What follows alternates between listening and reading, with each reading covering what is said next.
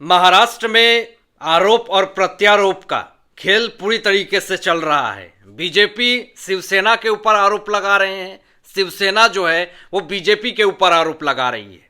लेकिन आरोप है जो सिद्ध हो रहे हैं वो तो बीजेपी के आरोप लगाए हुए ही है, वो सारे सिद्ध हो रहे हैं। लेकिन इस बार किरीट सोमैया जी ने, बीजेपी के बहुत बड़े नेता हैं, वो बहुत दिनों से बहुत सारी खुलासे वो कर चुके हैं महाविकास अघाड़ी सरकार के काले चिट्ठे हो राजनेताओं को लेकर के। लेकिन इस बार एक ऐसा आरोप लगा दिया है महाराष्ट्र के मुख्यमंत्री उद्धव ठाकरे के ऊपर कि उनकी सारी हेकड़ी जो है उन्होंने निकाल करके रख दी है।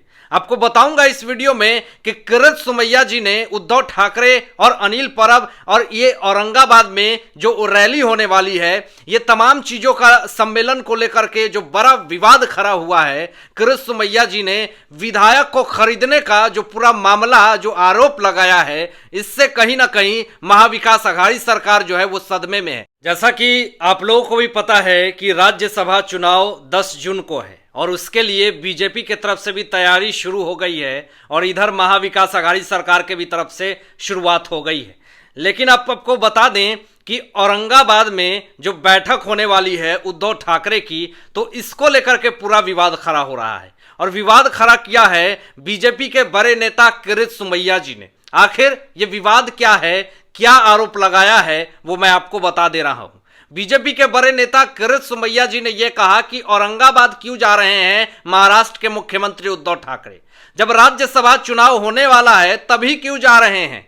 ये आरोप लगाया किरीट सोमैया जी ने कि औरंगाबाद जाने का एक ही मंशा हो सकता है उद्धव ठाकरे का कि ये विधायक को खरीद रहे हैं। आखिर कौन से विधायक को ये खरीदने जा रहे हैं, ये तमाम आरोप जो है वो किरीट सोमैया जी ने लगाए हैं। और किरीट सोमैया जी के इस आरोप से पूरे महाविकास अघाड़ी सरकार में हड़कंप मच चुकी है। आगे किरीट सोमैया जी ने एक बहुत बड़ी बात कही, एक बहुत बड़ा आवाज उठाया कि औरंगाबाद में ओवैसी आकर के औरंगजेब के कब्र पे सिर झुकाते हैं तो उस वक्त महाविकास अघाड़ी सरकार या फिर महाराष्ट्र के मुख्यमंत्री उद्धव ठाकरे औरंगाबाद नहीं जाते हैं, इस विषय में कुछ नहीं करते हैं और ओवैसी यूं ही औरंगजेब के कब्र पे सिर झुका करके, फूल चढ़ा करके, माला अगरबत्ती दिखा करके वो चले जाते हैं। इस पे वो कोई बात नहीं कहते हैं।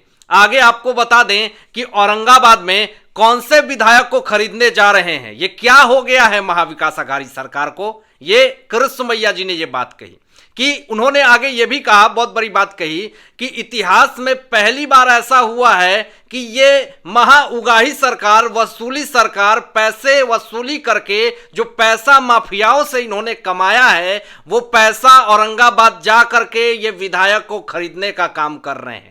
इन्होंने माफियागिरी, वसूलीगिरी से जो पैसे इकट्ठे कर रखे हैं उन तमाम पैसों का उपयोग ये विधायक को खरीदने में कर रहे हैं। आखिर इनकी विवेक और बुद्धि जो है वो हीन हो गई है, मर चुकी है, क्योंकि इनको ये समझ में नहीं आ रहा है कि इस सिचुएशन में हमें क्या करना चाहिए। और कहा भी गया है कि जब इंसान का विनाश आता है तो विवेक और बुद्धि मर जाता है। यही साफ तौर पे दिख रहा है महाविकास अघाड़ी सरकार के हर एक कदम जो ये चल रही है, इन सारे कदमों पे यही लग रहा है कि महाविनाश की तरफ महाविकास अघाड़ी सरकार चल रही है। ये आरोप बीजेपी के बड़े नेता किरीट सोमैया जी ने लगाया और यह भी कहा कि महाविकास अघाड़ी सरकार सिर्फ और सिर्फ अपने स्वार्थ के बारे में सोचती है। किरीट सोमैया जी ने तीखा सवाल किया है और तीखे वार किए हैं। जब यात्रा करने वो पहुंचते हैं मुंबई में, महाराष्ट्र में, किरीट सोमैया जी, तो उन्होंने कहा कि मुझसे लोग सवाल पूछते हैं कि क्या महाराष्ट्र के मुख्यमंत्री उद्धव ठाकरे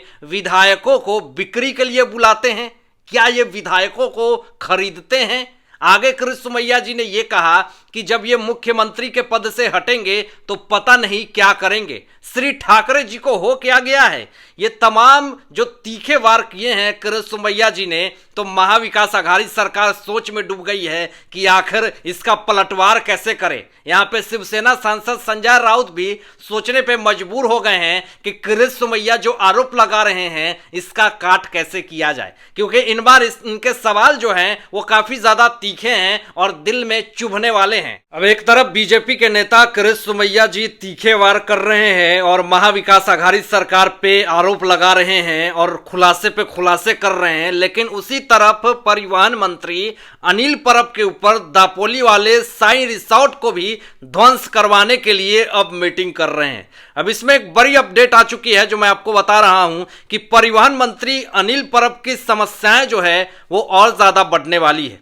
आपको बता दें कि पुलिस महानिदेशक रजनीश सेठ से मुलाकात करी है कृष्ण सुमैया जी ने, और कृष्ण सुमैया जी जब मुलाकात करके पुलिस महानिदेशक रजनीश सेठ से बाहर निकलते हैं, मीडिया उनसे पूछताछ करती है कि आखिर किस विषय में आपने पुलिस महानिदेशक रजनीश सेठ से मुलाकात करी। तो इस पे कृष्ण सुमैया जी ने साफ और शुद्ध अक्षरों में ये कही कि अनिल परब ने दापोली में जो इलीगल रिजॉर्ट बनाए हैं उसको ध्वंस करवाने के मामले में हमने पुलिस महानिदेशक रजनीश सेठ से बात करी है, और दापोली के साई रिसोर्ट को जो अनिल परब ने अवैध तरीके से बना रखे हैं उनको ध्वंस करवाना ही हमारा मकसद है और उसको बहुत जल्द तोड़वाई जाएगी। बार बार परिवहन मंत्री अनिल परब ये कह रहे हैं कि जो दापोली में साई रिसोर्ट है वो हमारा नहीं है।